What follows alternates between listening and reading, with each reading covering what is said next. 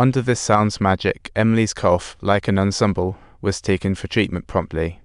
The show was paused unexpectedly, but Ellie felt like she had stumbled into a famous cult sightseeing tour, with everyone sporting mysterious marks. Sam gave Ellie a little heads up, saying they'd only release a single version of the report, and she had a major role in this drama.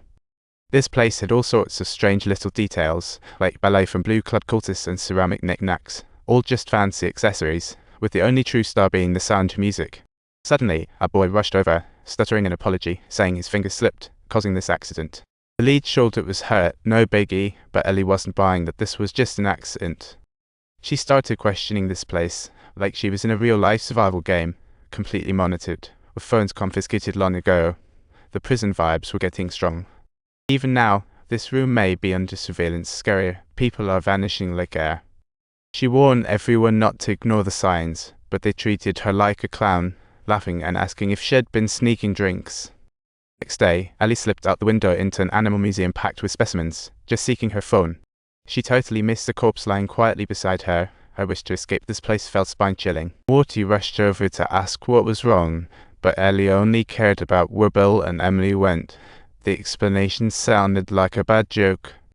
She didn't back down, repeating, "I want to leave," while Morty remained calm like an old sage ready for a nap. She said the bus would return in 40 minutes, quickly directing someone to contact the airport. Getting ready for take felt like playing Monopoly. Just as Ellie was gearing up to escape, a kid looked up at her with puppy eyes, utterly disheartened. In a mopey tone, "It's not fair," he whispered, soft as cicadas, piercing Ellie's heart.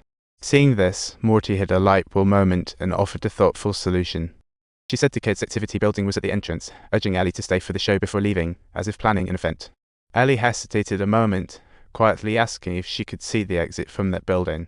Morty smiled slyly, assuring her she could see the exit from the windows, and Ellie reluctantly nodded. Kid instantly resurrected, as if nothing had happened, eagerly following her forward. Ellie's gaze remained fixed on the exit. Her underlying tension felt like the calm before the storm. She slowly stood up, her inner unease swelling rapidly like popcorn. Morty suddenly widened her eyes, liquid shooting out like a magic trick. Stan instantly realized these people were downright weird. Wanting to escape yet tightly controlled, Yao Ming's facade is torn away. Morty emerges as a hidden cult leader. She stepped closer with a blank expression, as if this was all just a normal gathering. Calmly, she announced that the intermission was over, starting to mimic a reporter's tone, asking why she was releasing a new. Morty then shared a little tale about Julius Caesar's kidnapping, smugly asking if anyone knew who was behind the plan. Ellie trembled as she answered, "It was pirates," and Morty replied, "Correct. He is a smart kid." Then she asked, "What did Caesar do?" Ellie replied, "Caesar took his army back." Morty insisted on specifics, and Ellie added, "Caesar took out all his kidnappers." Morty asked Ellie what the most exciting part of the story was, her voice low and clear, detailing the most ironic scene in Caesar's story. The pirates thought they'd caught a Roman, but misjudged, setting a low ransom. How naive. Caesar was furious, wanting to prove he was unique, directly demanding they raise the ransom. Now that's clever marketing. With a smile, she asked, "What does this imply?" Posing like a savior, she added, "Royalty's identity stays unchanged, even under peasant rule." Then, one by one, people were requested to leave, and Ellie seized the chance to slip away, hiding in a house amid chaos and fear, only to be caught by a guard. Just when she thought it was all over, a lady member brought her a goblet, quietly cutting her ropes. "Turn right and walk straight to the exit," she whispered. Ellie couldn't believe it but had no other choice but to nod. Taking advantage of the moment when the guard's attention was diverted, she dashed towards the gate like a lightning bolt and escaped by turning right as instructed.